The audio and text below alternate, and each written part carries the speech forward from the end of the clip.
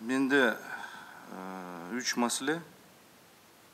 Мен түшүнүгүм боюнча киреше, чыгыша, экономика Санжар Турдукожоевич тейлейт.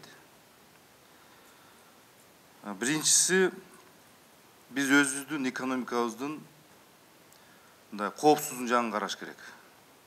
Мен сиздерге маалымат берип коеюн, бул такталган эмес маалыматтар. Чек ара боюнча.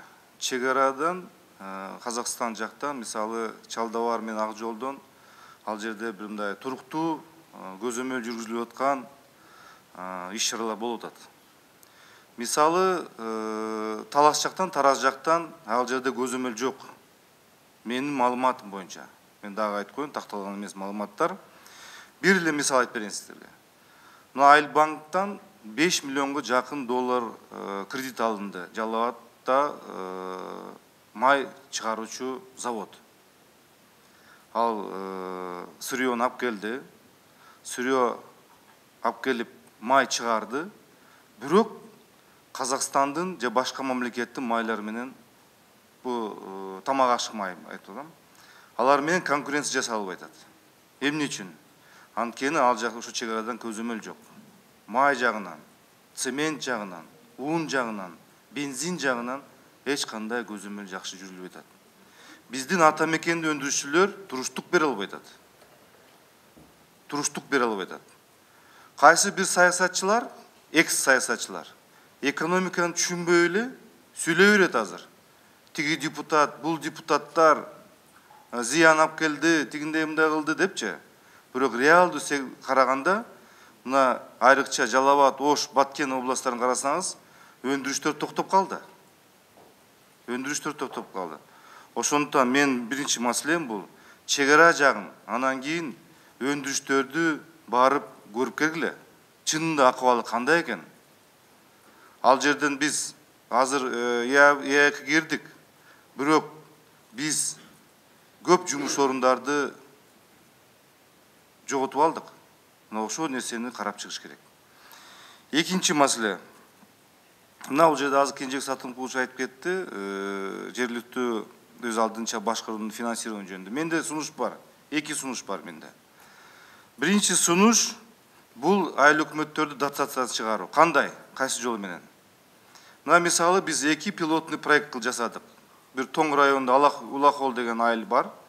Жана Базар Коргон районунда Сейдукум айыл өкмөтү бар. Эгерде ошол жерге бир Жакшынакай Тоң районунун кичинекей айыл өкмөт, ал жерге бир Жакшынакай техникалык база, МТС мен айттым, машина тракторный станция.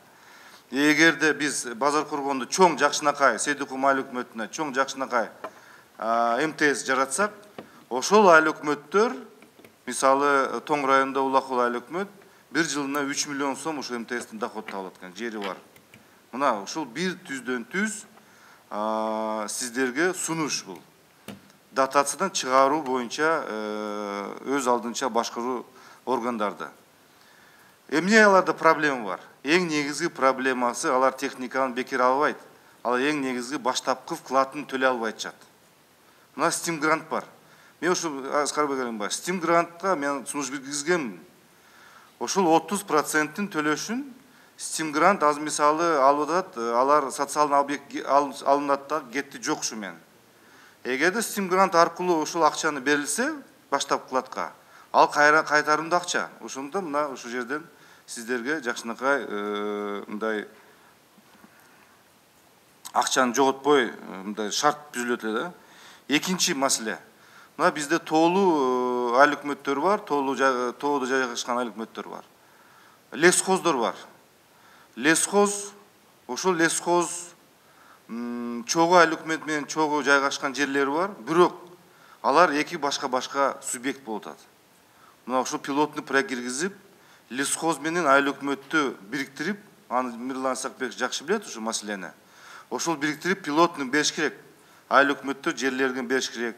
Же ушул жерлерден кандай бир пайда таба турган жерлерден ушул айыл өкмөткө берсе, айыл өкмөт өзү көзөмөлдөп, өзү доход табып, мына ушул жактан алар